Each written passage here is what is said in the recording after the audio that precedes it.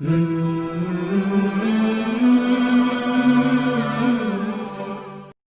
الله الرحمن الرحیم.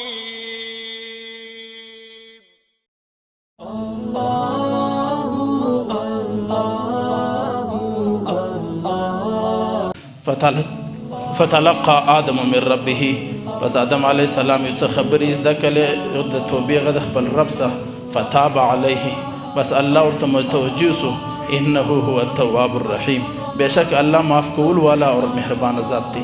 عزیزانو دا د سورۃ البقرہ 29 آیت نمبر دی.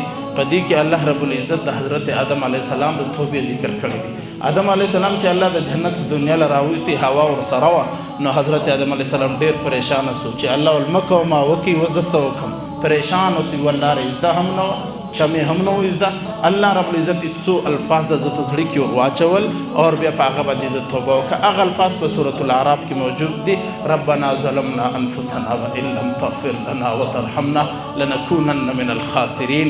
ای الله موږ خپل پر ځانو باندې ظلم کړی دی، موږ باندې رحم وکړې، مغفرت مې وکړې. که چیرې تا رحم و مغفرت نه وکړې موږ به تباه و برباد سو، موږ به په خساره او په نقصان کې سو.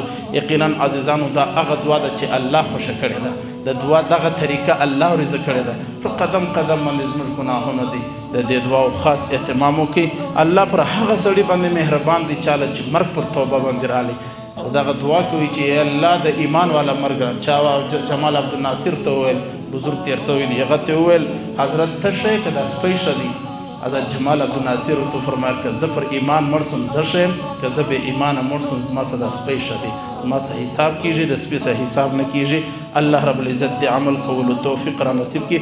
درس قرآن خصوصي اهتمام وکړي، ډېر لوی عمل دی. خپل بچان هم پابنده کړي، خپل هم پابنده سي. پته نشته په ژوند کې بیا دا نصیب دا قسمت راځي که نه راځي. ډېر خوبصورت آیاتونه مخته راځي، ډېر ښایسته قرآن پوره ماحول مخله راځي. نو الله رب العزت دې موږ ته د توفیق راکړي او دا پر موږ باندې د الله احسان دی چې دا درس قرآن را رسېږي.